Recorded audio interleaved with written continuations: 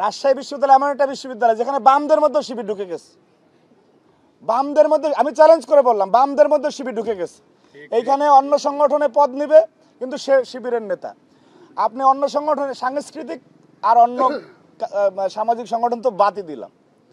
সুতরাং এই ধরনের একটি পরিস্থিতি, যে এটা বাংলাদেশের না পৃথিবীর রাজনৈতিক ইতিহাসে এই ধরনের একটি সংগঠনের স্ট্যান্ড আছে কিনা আমরা জানি না। যার আপনি আমার চেয়ে ভালো জানেন কেন মনে হলো, কারণ আপনি যে ন্যারেটিভগুলি তারা তৈরি করে, যে মেয়েদের এবং মেয়েরা বলতে ভয় পায়, দেখা গেছে যে এটা যদি আমরা বলে দিই আবার ওই সংশ্লিষ্ট মেয়ে আপনার সাইবার বুলিংয়ের শিকার হবে। 5 তারিখের পরের বাংলাদেশ দেখেন, আগের বাংলাদেশে দেখেন। 5 তারিখের পরে প্রত্যেকটা ক্যাম্পাসে মেয়েদের যে কমেন্ট করেছে, মেয়েদের যে সাইবার বুলিংয়ের শিকার হওয়া লেগেছে, তাদের আইডিগুলি ঘেটে দেখেন তারা কোন আদর্শে বিশ্বাস করে। কিন্তু একটা ঘটনারও জাস্টিফিকেশন ছাড়া যে আমাদের মতো ডাইরেক্ট বিচার করেছে, সেটা দেখাতে পারলে আমরা মনে করবো যে তারা প্রকৃত অর্থেই নারীবান্ধব।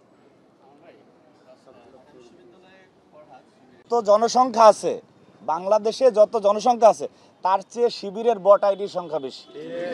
ওইগুলি যদি দেখাতে যাই তাহলে সেই সময় আপনাদেরও নাই, আমাদেরও নাই। আমাদের অনেক কাজ আছে ভাই, শিক্ষার্থীদের নিয়ে তাদের সাথে থাকতে হয়, তাদের সমস্যা সমাধানের জন্য কথা বলতে হয়।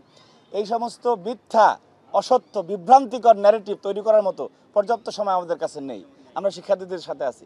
আপনি দেখেন যে কোনো সংশ্লিষ্ট এলাকায় শিবিরের 10 জন লোক আছে, সেই এলাকার শিবিরের সভাপতি যদি ওই এলাকায় থেকে সামাজিক যোগাযোগ মাধ্যমে পোস্ট দেয়, সেখানে 10,000 লোক কমেন্ট করে।